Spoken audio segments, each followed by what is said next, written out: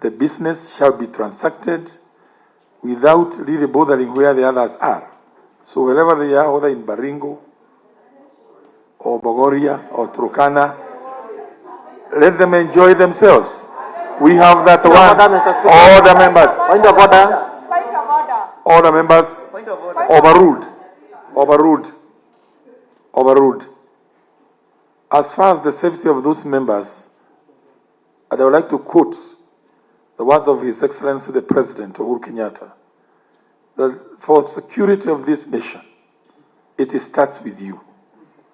So wherever you are, know that that security you're talking about starts with you. So wherever those members are, they also must know that their security starts with themselves. Proceed, Honourable Member for. What is your point of order? Information. Order. Point of information. The Honourable Member for Muguga has the floor on a point of order. Asante sana Mheshimiwa Spika, ila yangu ni kustuka kusikia Mheshimiwa Wandederi wakisema kuna waheshimiwa ambao wamepotea. Na leo asubuhi kuna mama mmoja alikuja mzee kaniulizia ama nimemuona Mheshimiwa Wanyadhuna Edi. Na wale usimuoni hapa. Kwa hivyo na agarau atufanuwe zaidi ama yuko mmoja wale wako pale Bogoria.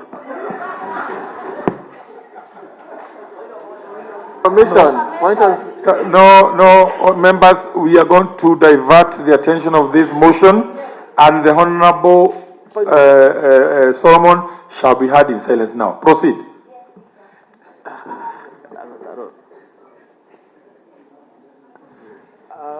Thank you, Honourable Speaker. I was just interrupted where I was explaining a point that we are called upon as a House on the balance of probabilities to evaluate whether the evidence tendered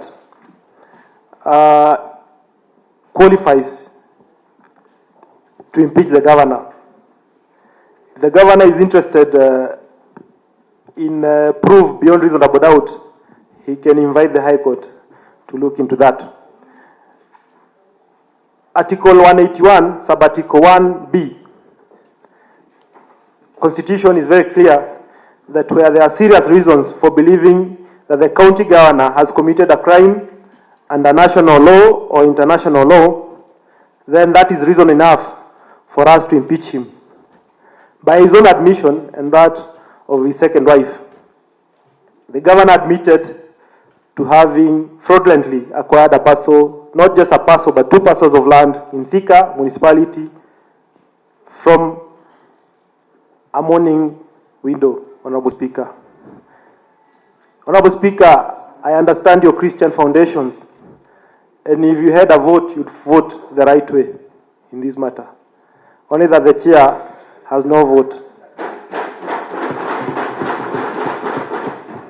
I would wish to draw this House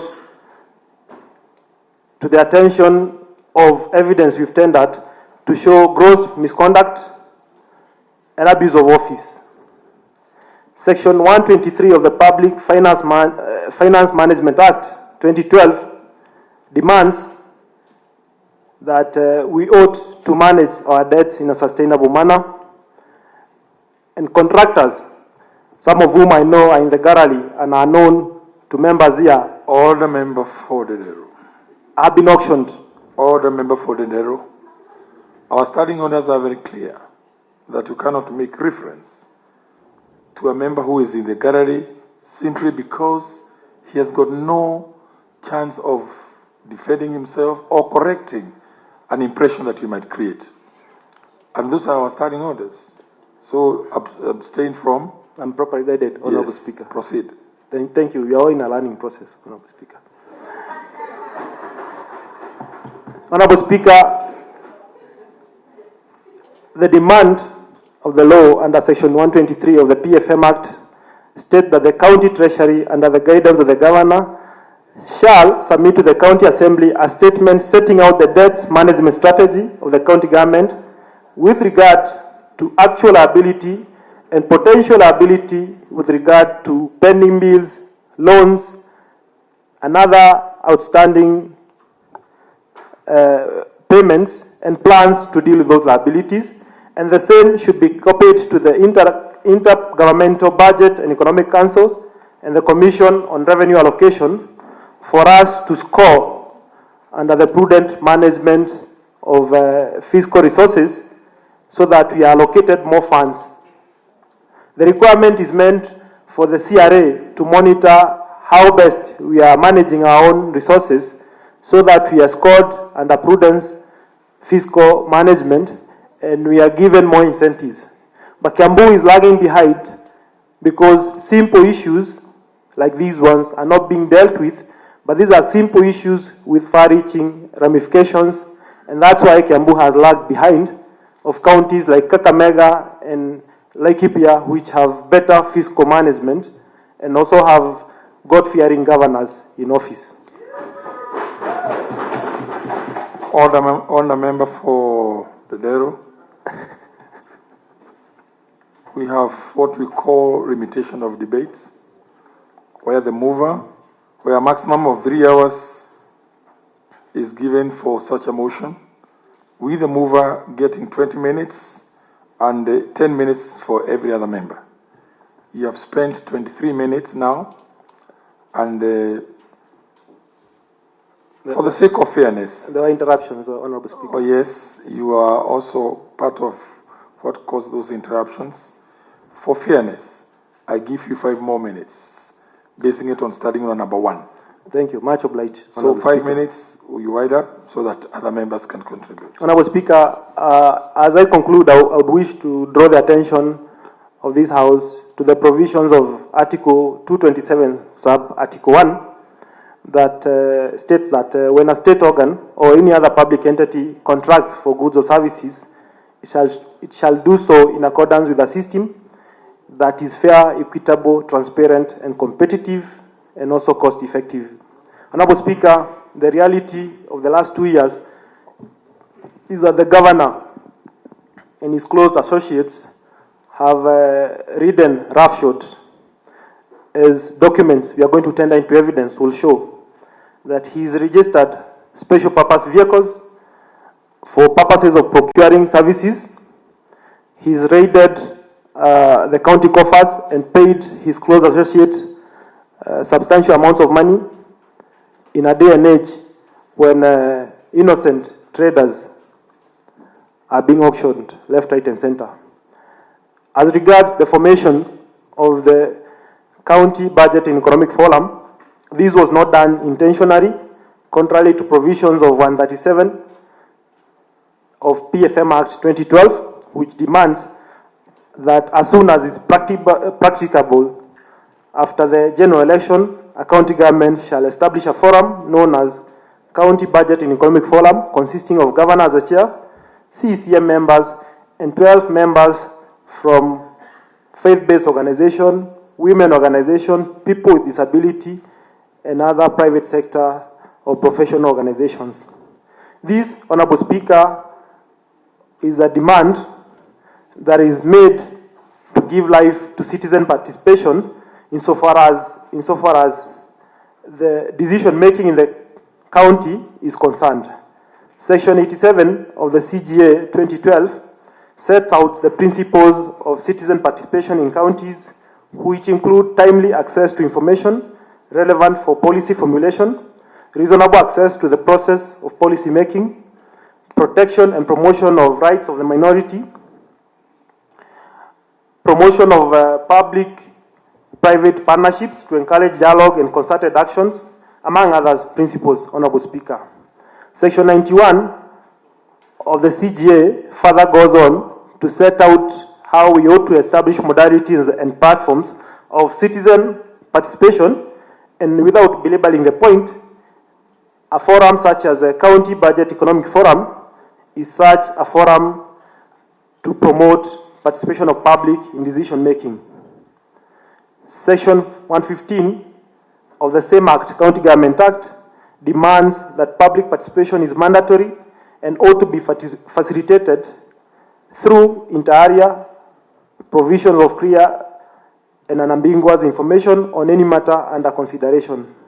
Failure to establish that forum is deliberate and is by design in order to deny the public a chance to participate and have a voice in matters of public importance. 2 minutes. With these few remarks, I would want to invite Honorable Cyrus Omondi, Chairperson, Education, Gender, Social Services, and MCA for Kahawa and Dani, and a long-suffering victim of the county governor, to second this motion. Thank you, Mr. Speaker. Thank you, Honorable Solomon Kinuthia, aka grandson of Mau Mau, aka 100,000 watts. Mr. Speaker, sir, as I second this motion with all my body parts, with 100,000 watts, that this assembly resolves to remove Honorable Ferdinand Ndungu Waititu Babayao, referred as County Governor, Wakahare, Office of the County Governor of Kiambu. With much ado, Mr. Speaker, sir, I'll go to abuse of office, stroke gross misconduct. The County Governor exhibited gross misconduct in the following ways under Article 227 in our Constitution. Conflict of interest and contravention of Public Procurement and Disposal Act in influencing the award of lucrative tenders to companies associated with immediate family and close relatives against Article 227 under Sub-Article 1. Mr. Speaker, sir, according to that article, abuse of office through conflict of interest and violation of Public Procurement and Disposal Act by awarding contracts to family.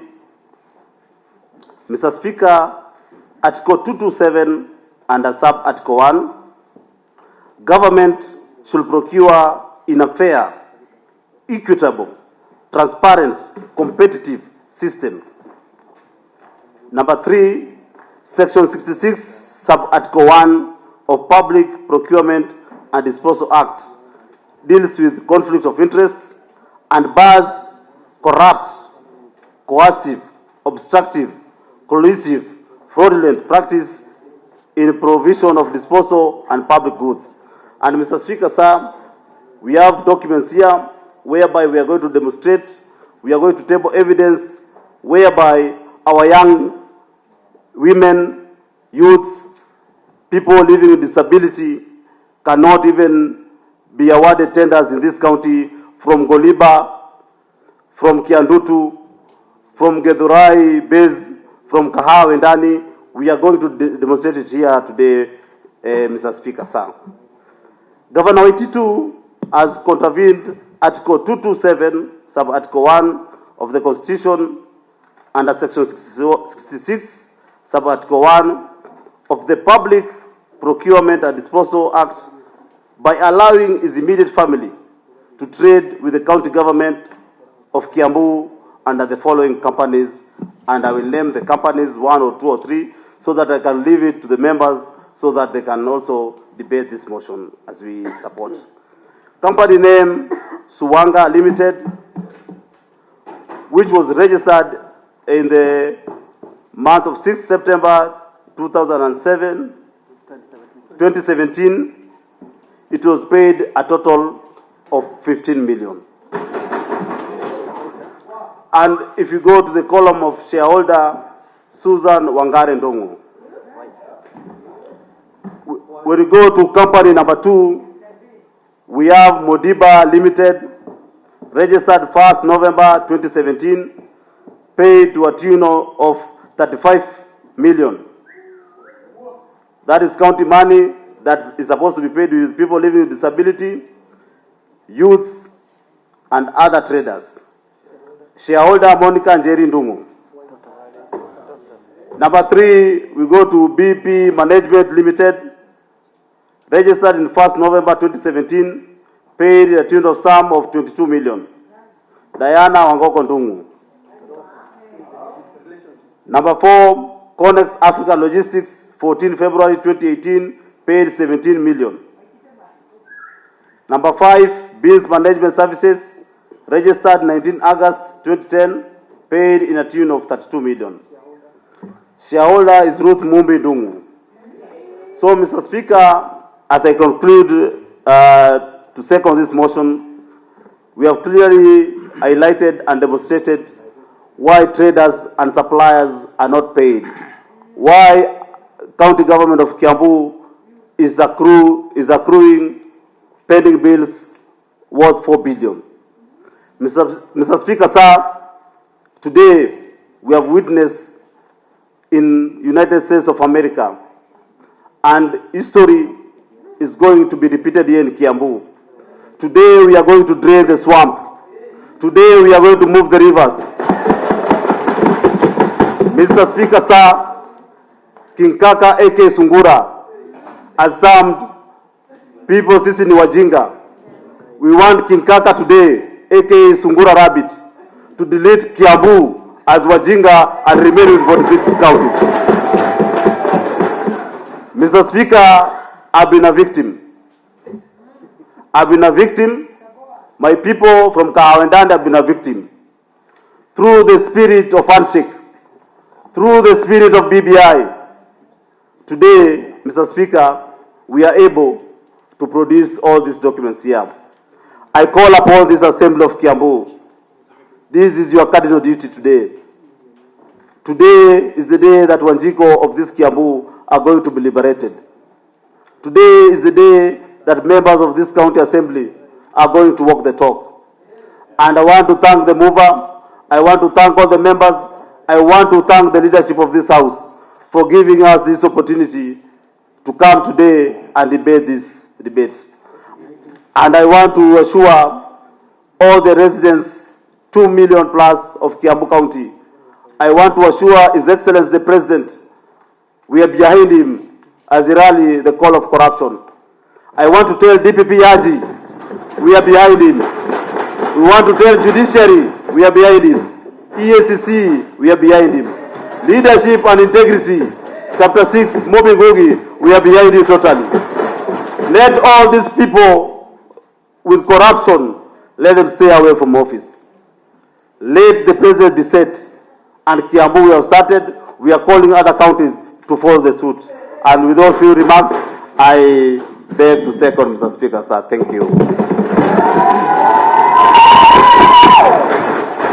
Honourable members, that being the case, I will now propose the question, which is that aware that Article 73, 2D and E of the Constitution of Kenya 2010 provides for accountability for state officer to the public for the order, members. The Speaker shall be heard in silence. For state officer to the public, for decisions and actions as a key guiding principle of leadership and integrity, further aware that Section 30, Little 2 of the County Government Act 2012 provides for the functions and responsibilities of a county governor, cognizant of the fact that Section 30, Little 3 provides the way in which the county governor should perform those functions. The Assembly resolves to remove the Honorable Ferdinand Dungu Waititu Babayao, herein referred to as the county governor, from the office of the county governor of Kiambu, pursuant to Article 181, subsection 1, A and B of the Constitution of Kenya 2010, Section 33 of the County Governments Act 2012, and the County Assembly Standing Orders number 84 on the following grounds. 1. Gross violation of the Constitution of Kenya 2010, the County Government Act 2012, the Public Finance Management Act of 2012, and the Public Procurement and Disposal Act of 2015. 1. Lack of accountability in the management of county resources for incurring unsustainable debts and other pending obligations to the tune of 4 billion shillings. These pending obligations were never disclosed in the county fiscal strategy paper of 2019 thus violating Article 201E of the Constitution of Kenya 2010 and Section 107(2)E of the Public Finance Management Act of 2012. The county executive, under the leadership of the county governor, intentionally failed to draft the medium-term debt management strategy for the financial year 2018-2019 in contravention of Section 123 of the Public Finance Management Act of 2012. This places Kiambu County in a highly precarious financial position, as it may lead to protracted and costly court battles with the creditors and eventual auctioning of county assets. 2. Violation of Article 176, Little 1 and 185 of the Constitution of Kenya 2010 by disregarding the County Assembly as an arm of the county government and further undermining the three cardinal rules of legislation, oversight, and representation through systematic non-remittance of requisitioned funds in the financial year 2018-2019. The governor diverted funds intended for use by the Assembly to projects where he would obtain personal benefits through irregular procurement. This systematic crippling of the Assembly operations comprises the independence of this Honorable House. This unwritten edict of the county governor violates Article 6 and Article 10 of the Constitution of Kenya 2010 that engenders the spirit of mutual respect, cooperation, and consultation amongst all arms of governance. Violation of Article 201A and B of the Constitution of Kenya 2010 that sets fundamental principles of public finance, and further Section 5 and 130(1) B and 1 of the Public Finance Management Act of 2012.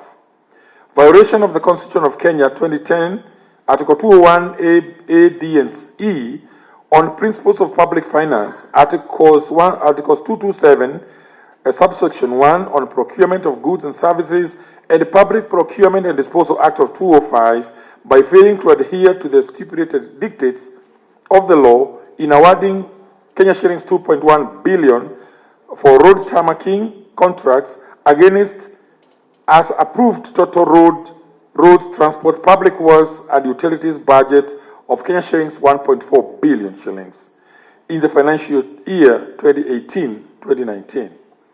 The purpose of the irregular awards was to provide public roads, but was intended to enable the governor obtain personal benefit through kickbacks. This has exposed the county to huge losses through potential suits for breach of contract and or pending bills. Further, it has exposed the county assembly members to ridicule in the awards where promises to repair, construct roads were made on promises from the governor who had no intention to honoring the promises. 3. Failure to establish a county budget and economic forum as stipulated in Section 137 of the Public Finance Management Act of 2012. As a result, the county governor has sabotaged public consultation as regards the preparation of the county plans and budgets, ultimately violating the provision of Sections 87, 91, and 115 of the County Governments Act of 2012, as well as Article 10 and 201A of the Constitution that demands involvement of the public in decision-making. The failure was deliberate to create an atmosphere of chaos to facilitate the plunder and loss of public resources. 2. Crimes under the national law. The county governor committed serious crimes under national law in the following way. Roman 1.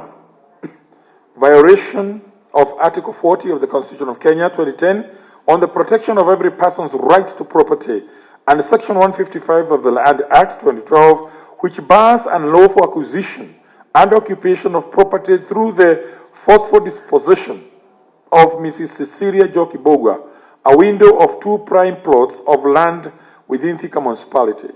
The 2 plots, namely Thika Municipality Block 11/877 and Thika Municipality Block 11/878, were part of the widow's inheritance from her deceased husband.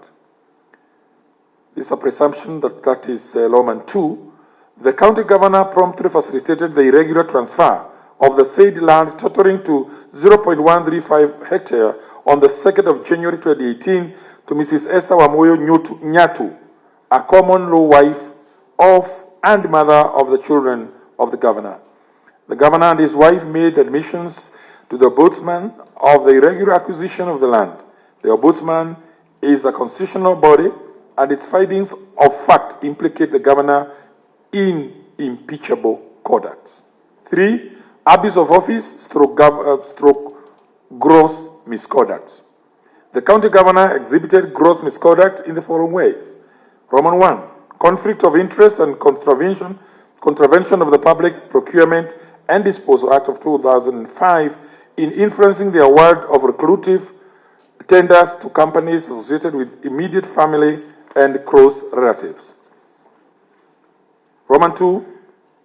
Violation of the Section 74 of the County Government Act 2012 by usurping the powers of the County Public Service Board to regulate the engagement of persons on contract, volunteers, and casual workers in the county of Kiambu by directly creating directorates and hiring staff on casual basis as directors and assistant directors, as well as sub-county administrators and ward administrators. Further to this, the county governor has hired over 600 casuals without the involvement of the Public Service Board. Upon realizing that he had broken the law, the governor caused all the said staff to be fired, exposing the county to risk of multiple suits and loss of public funds. Roman 3. Violation of Article 2265 of the Constitution of Kenya 2010 through the imprudent use of public funds in payment of staff without authorized staff establishment records as required under Section 5B2 of the County Public Service Human Resource Manual. Examination of the staff records and payroll by the Auditor General in 2017 and 2018 audit revealed that the county had employed 706 new employees, yet there were no positions advertised in the newspapers declaring vacant positions. 4. Incurring unsustainable wage bill above the expected ratio of 35% in contravention of Regulation 25(1)(b) of the Public Financial Management County Government Regulations of 2015. The statement of receipts and payment on wages and benefit for public officers serving in Kiambu County Government for the financial year 2017-2018 was Kenya shillings 5.9 billion shillings, Kenya shillings 5.9 billion, while the actual revenue collected during the year under review was Kenya shillings 12.6 billion, an indication that the percentage of wages and benefits of public officers to the total revenue of 47%. The net effect of the above audited scenario is unsustainable bloated wage bill. Therefore, revenue collected is used to finance wages instead of financing development projects that enhances service delivery and overall well-being of Kiambu County residents. Majority. Thank you, Mr. Speaker, for granting me this opportunity to also air my views. And I want to say that I support this motion of removal from office of the governor of Kiambu, that is His Excellency Ferdinand Rungo Clifford Waititu, among many reasons. And I want first of all to congratulate the mover for being bold enough and introduce such a watertight motion. One of the reasons among many that people assume the office is so that they can protect the properties of its citizen or its people for that matter. And for a very long time, Mr. Speaker, Kiambu has been the safest county or place for all people, including the orphans and the widow. Currently, Mr. Speaker, it is not the case. In fact, when people lose their loved ones, they are not worried very much because they have lost their loved one, because that is God's doing. They are worried of such leader that come and take their property instead of protecting their property. The book of Psalm 68 verse 5 says, God is the father of the orphans and the protector of the widow. And indeed, Mr. Speaker, he has demonstrated that. Such action, Mr. Speaker, and most importantly, admission of engaging in that must not go unpunished, either here on earth or at heaven. But at heaven, we leave it to the Lord. But here on earth, we have to take an action. And Mr. Speaker, I'm glad that this Honorable House have started taking an action which we are going even to continue even outside this Honorable House, Mr. Speaker. So we have to protect our people, particularly the vulnerable, from people who come to take advantage of those who are weak.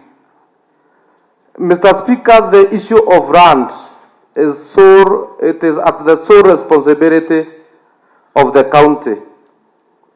And the county is supposed to protect and oversee smooth transition of parcels from the owner to the people who have been left behind if the owner is deceased, Mr. Speaker. But it is very bad. The person who is at the helm of the leadership of the county is the one who is perpetuating this. What example are we setting? What precedents are we setting? Even to our staff, we are setting a precedent that the widow or the orphans, they do not have a say, and we can take their land, Mr. Speaker.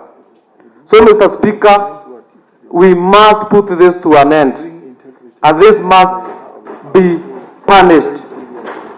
Particularly when somebody has admitted that he has, he carried or he did the mistake. And I'm glad that this Honorable House has risen to that occasion, Mr. Speaker. Mr. Speaker, another issue is that a county must be governed systematically, Mr. Speaker. And that is why we have all the laws. We have the Constitution, we have the County Government Act, we have the Public Finance Management Act, which are supposed, Mr. Speaker, to be adhered to when governing this county, or the country for that matter. But for somebody to think that he is above the law, that he can do anything he wishes, it is not in this county, Mr. Speaker. Because we were all elected in this county, Mr. Speaker. Yes, we know we carry or we perform different functions, but we must protect this county, Mr. Speaker. Mr. Speaker, there is work for each category. There is work for the Public Service Board, there is work for the county executive, there is work for the governor, and there is work for the even county executive, Mr. Speaker. For governor to unilaterally make appointment as it has been witnessed, that is a grave mistake, Mr. Speaker. I'm also going to lay an evidence where the said governor had unilaterally appointed a supplier who has turned up to be her daughter, Mr. Speaker, under the name Diana Wajiko Ndungu, under the company name of BD Company Limited, Mr. Speaker. The said company was supposed to act as a business party between an agreement which was made between the county government of Kiambu and Australian government, Mr. Speaker. And it was supposed to purchase fertilizers and sell in this county, Mr. Speaker. Mr. Speaker, the said company was supposed also to be allocated land in my ward, Mr. Speaker. And were it not for my intervention to stop that, the yard would have been grabbed, Mr. Speaker. The most shocking part of the agreement is to give a guarantee that in case this company does not make payment to the other party, the county government will step in and pay on behalf of that company. What does it tell you? It tells you that there would be no effort for the said company to attempt to make payment because the county government was acting as a guarantee, Mr. Speaker. These are the things that must come to a stop. And this county, as I said sometime back, does not belong to one family. It belongs to 2.4 people who are resident of Kiambu, Mr. Speaker. 2.4 million, I'm being corrected, Mr. Speaker. All of us. It belongs to all of us, but not to one company, Mr. Speaker. The issue of hiring people and procedurally, Mr. Speaker, has been evidenced. And the ramifications are so grave. You can see it here, Mr. Speaker. County government is not supposed to exceed 35% of its total allocation to recurrent, Mr. Speaker.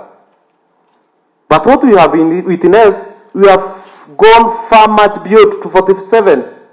That means very little money is left for development. And the reason of this is because of hiring and people and procedurally. There are other avenues that we can help our people, Mr. Speaker. We can create a conducive environment for people to do business. One of the sole aim of the county government is to give service. But we cannot spend all our money in paying salary, Mr. Speaker. But this has been done in contravention of all advices. I remember this Honorable House at one instant tried to advise, but the advice went to the deaf ears of the governor, Mr. Speaker. So the said governor has become unruly, has become deaf. He cannot listen to people who have been given mandate to work alongside with him. Mr. Speaker, if that was not the case, we should not be having, all the necessary legislation giving position to some people. It would have been elected alone and work alone. This, we do not want a one-man show. We want a teamwork, a collaborated effort, so that we take our county ahead, Mr. Speaker. Mr. Speaker, The other thing which has been perpetuated by the said governor is giving tender not for the sake, particularly on the road department, not for the sake of the good people of Kiambu to have good road network, but to enrich himself. And evidence has been tabled, Mr. Speaker, of companies associated with him, Mr. Speaker.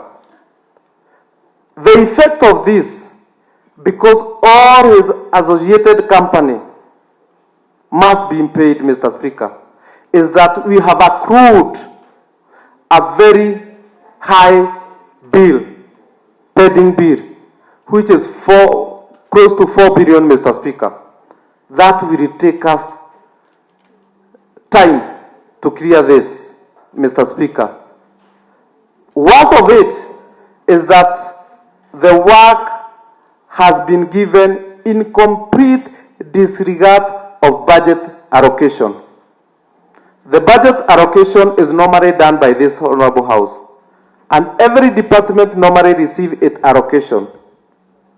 I wonder how somebody can exceed what he has been allocated and accrue a debt which is going to take us more than 5 years in paying the same debt, Mr. Speaker.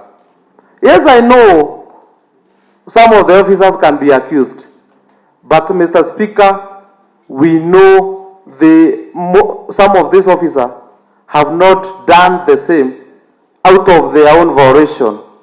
They have been forced, and the person who have been forcing them is the governor, Mr. Speaker. For the time he has not been in the office, Mr. Speaker, a lot has been done, and it is good to note that we have only received exchequer for probably not more than 2 months, but a lot has been done, clearing the mess which was created by the governor. Mr. Speaker, if we were to continue with the governor, and I don't want to dwell on the matters which are in the court of law, this county would have been bankrupt by February next year. It is God who has come to our rescue, Mr. Speaker. And now, because he has given us some time to amend the wrongs which are done,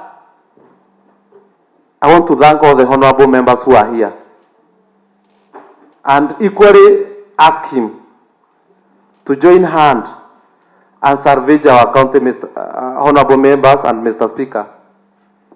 Because if we destroy our county, we shall destroy our rights and the rights of the people whom we govern or whom we give leadership to. So it is high time we rise up to the occasion and salvage this county. It is not about an individual.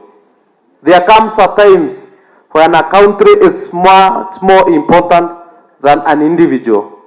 The same case, there comes a time when a county is more important than one individual.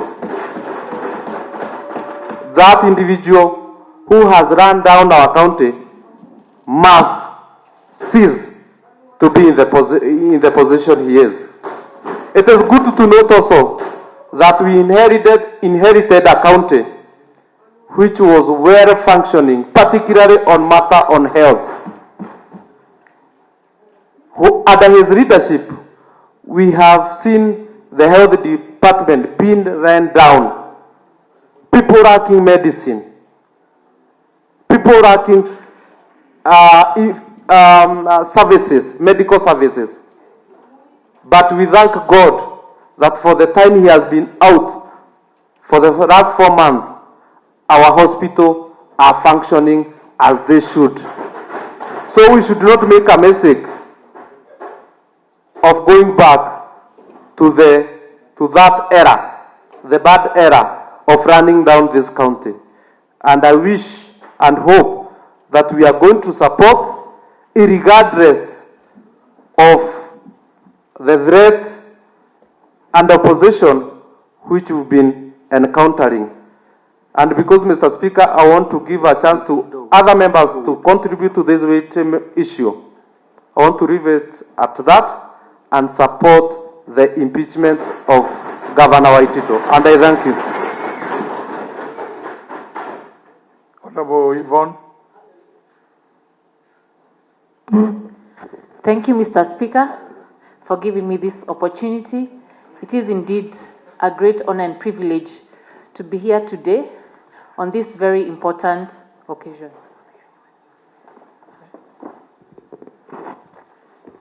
Mr. Speaker, let me begin by stating that every state officer is bound by his or her oath of office, and that includes ourselves, which includes, among other things, to defend the Constitution and all the laws of the land.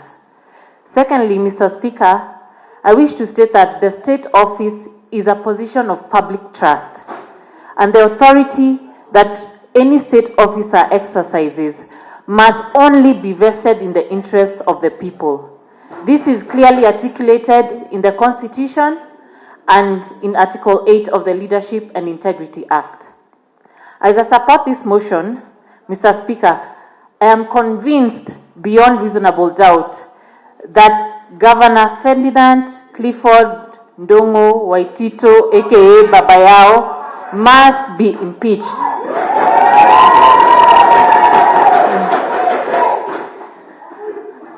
Mr. Speaker, it is very clear that His Excellency Honorable Babayao has acted against public trust and he has violated his oath of office. The mover has clearly and convincingly elaborated through the various grounds presented in his motion. I do not wish to belabor much on what has been stated, but let me be brief and give out the main issues. On the first ground, on gross violation of the Constitution of Kenya, the County Governments Act, the PFM Act, and the Public Procurement and Disposal Act, he has clearly stated that for the last 2 years, there has been imprudent use of financial public resources of the county of Kiambu. In particular, he has pointed out to this House that the governor irregularly unbudgeted for 2.1 billion in the roads department beyond what was allocated for in this House. If you do a small mathematics on this, this amounts to 50% of the budget that was approved by this House. This is a clear violation of the PFM Act, Mr. Speaker. We do not even need to be debating about it. The PFM Act only allows him to go beyond 10%, and he should be home as soon as yesterday. On the second ground, on crimes under national law, it is quite unfortunate that the women whom we represent in this House, especially elected members, are being denied their rights to property. What is the point, Honorable Ikonya? No, thank you, Honorable Speaker. I just wanted to ask my learned friend, my good friend, Honorable Yvonne, to just go back a little bit and repeat the figure that she has just mentioned on something to do with roads. There's a figure you mentioned that skipped my ears. So kindly clarify, or rather repeat that, kindly. Mr. Speaker, I think that record is on hand. Order, honorable members. Order, honorable members. Honorable members.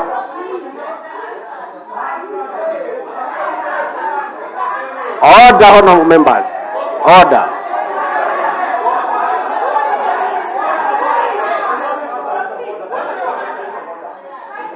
Honorable members, order. Order. Order, honorable members. Order, honorable members. Honorable members, order. Order, honorable members.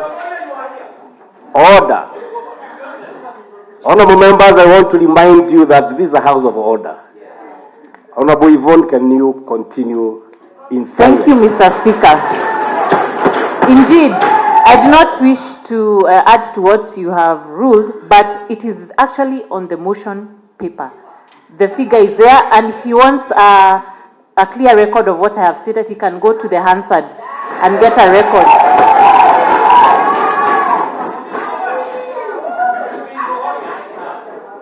Let me continue.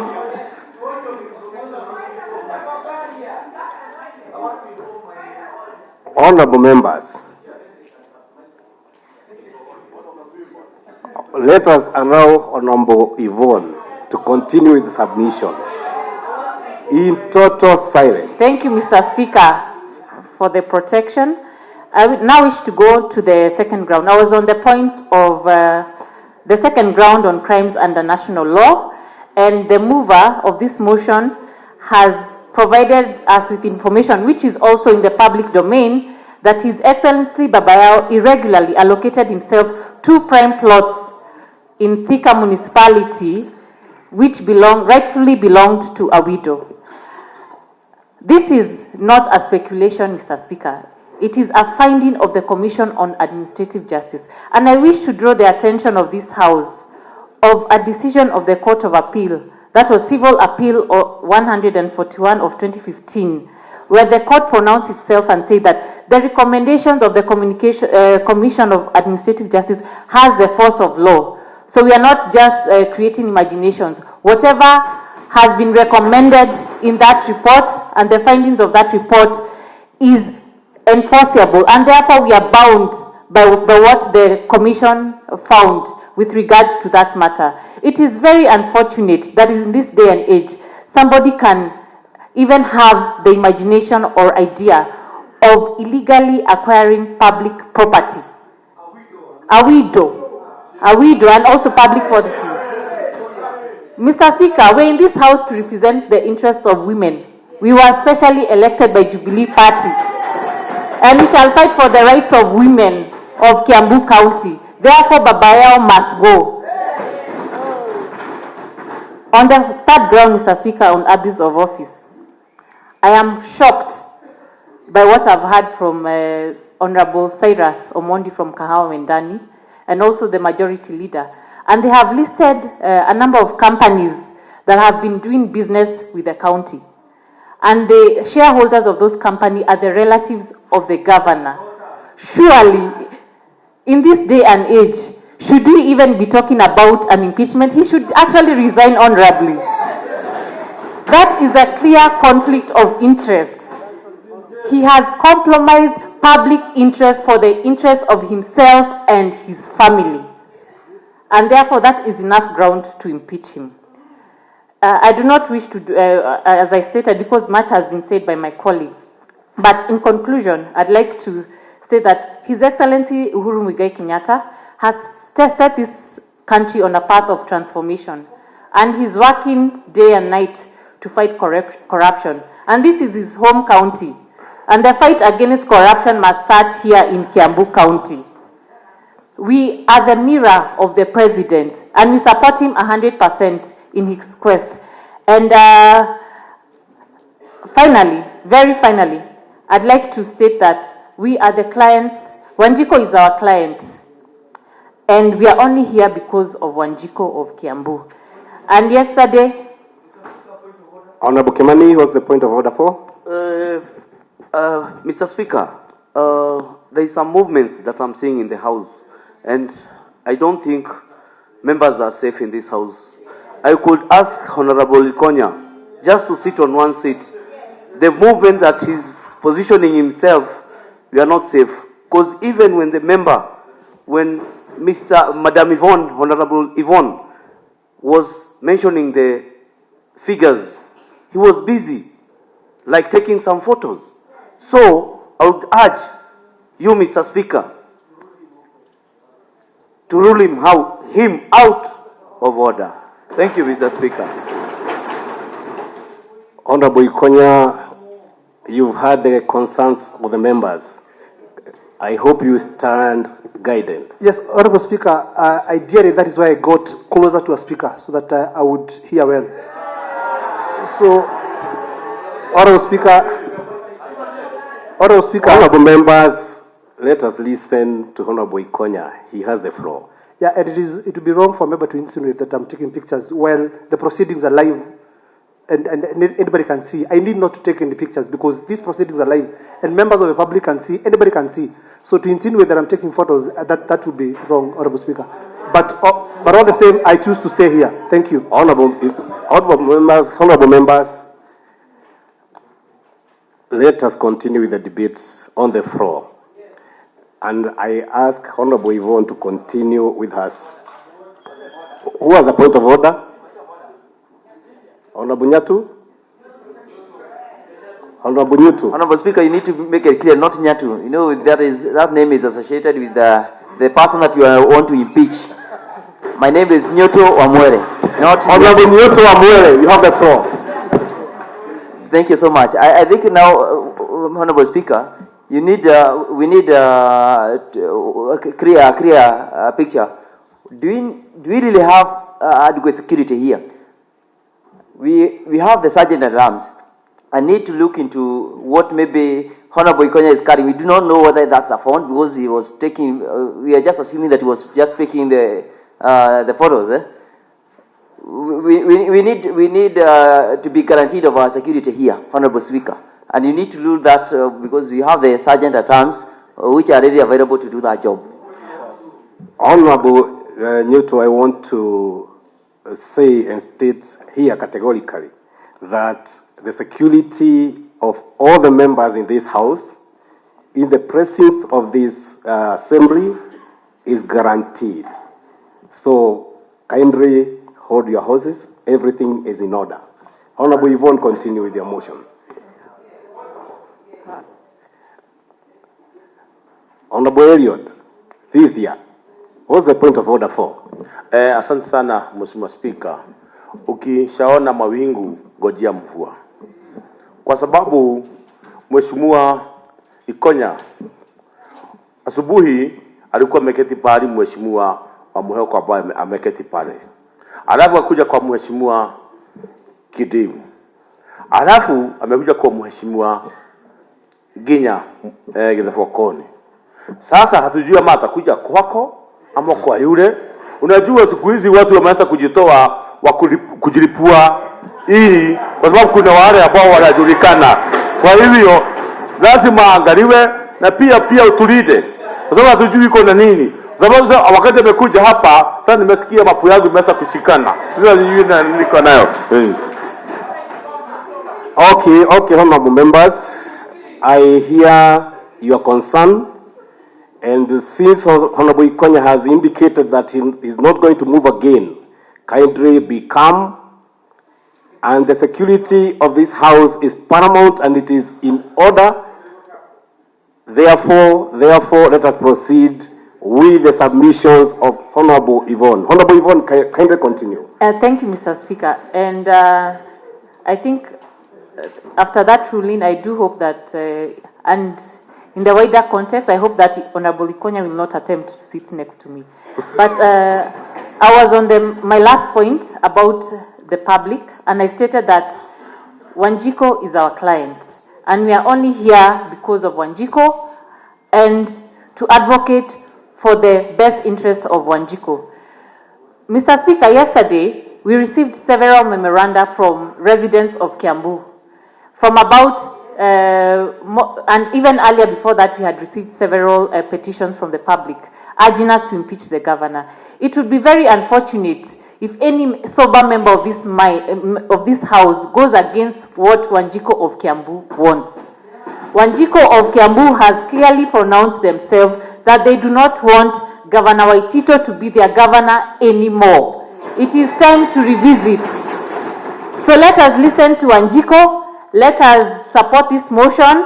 Let us impeach the governor and we move on. It is time to rebuild our county, both for ourselves, for Wanjiko, and for future generations. Mr. Speaker, I rest my case and I support this motion. The Honorable Iganjo.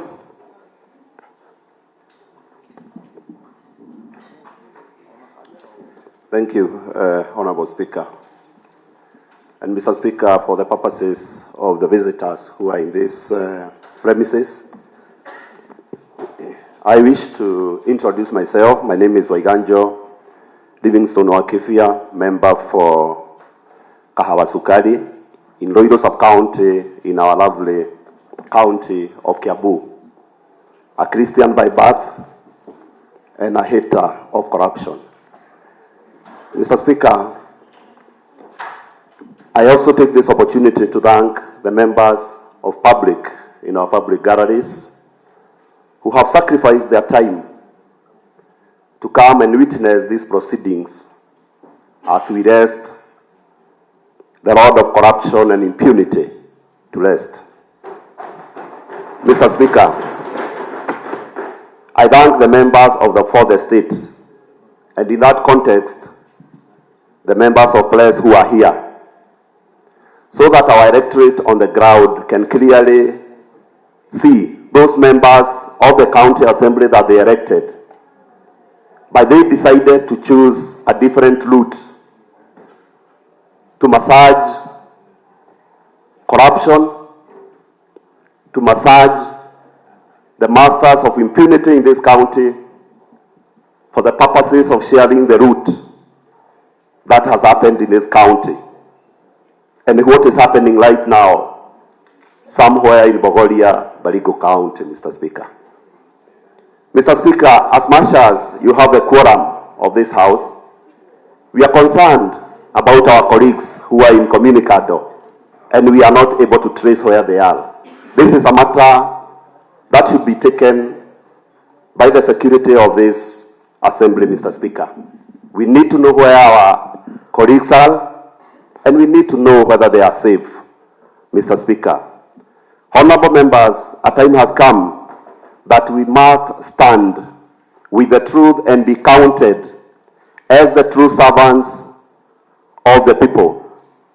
And Honorable Speaker, this county has been led by Governor Waititu, left, right, and finally he has settled on the center, immobilizing the movement of this county. And this is what has brought about the impeachment of this county. Mr. Speaker, as leaders of this county, we are ashamed that barely 2.5 years, the same person we entrusted with our resources, we are impeaching him today.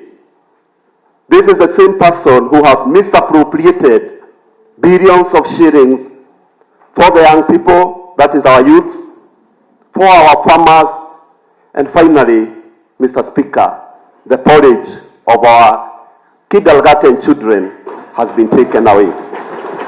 Mr. Speaker, this county does not belong to the members of this assembly. Neither does it belong to the members of parliament of this county, nor does it belong to the governor or the deputy or the executive. This county belongs to the residents of Kiambu, and we are only servants to take care of them.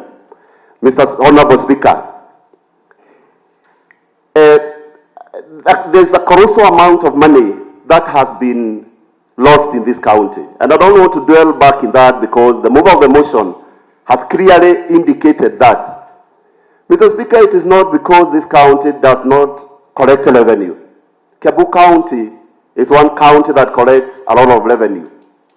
But the revenue collection systems has been distorted in a way that we have our income generating places, all resources, like the quarries we have in Juja, where we have over 70 quarries, but it is only 3 or 4 quarries that we realize the revenue coming to this county. Mr. Speaker, those quarries are controlled by mafias who are families related to the governor of this county. Mr. Speaker, we must stand by the truth and point where the problem is. Mr. Speaker, as a result of the mismanagement of these resources of this county, we have witnessed our contractors and our service providers, Mr. Speaker, Honorable Ikonya, what's the point of order?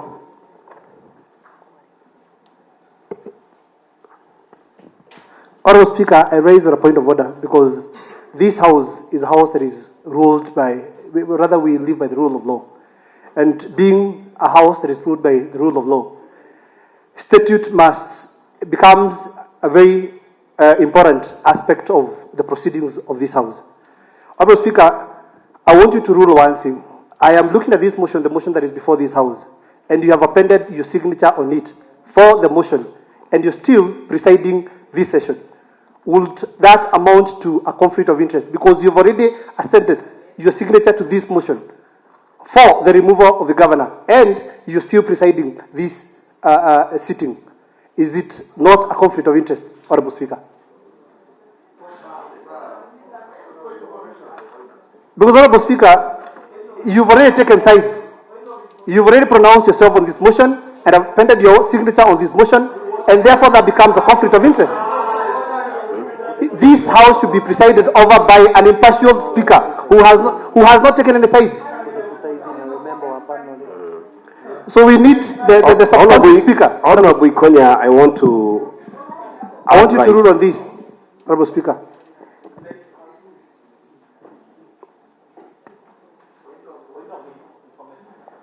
Mr. Speaker, thank you. Wait a minute, Honorable Iganjo. Submission. I've not completed my statement. Thank you, Mr. Speaker. I'm sitting here on behalf of the Speaker. And I'm a member of the Speaker's panel. Yes. Two, for the motion to see the light of the day, it's got to go through the legal process that it has gone up to getting to where we are this afternoon. Therefore, I rule that Honorable Iganjo should continue with his submission. Is it not a conflict of interest, Mr. Speaker? What is the point of information for? Honorable Yvonne. Honorable Yvonne? I think, thank you, Mr. Speaker. I think Honorable Ikonya is out of place.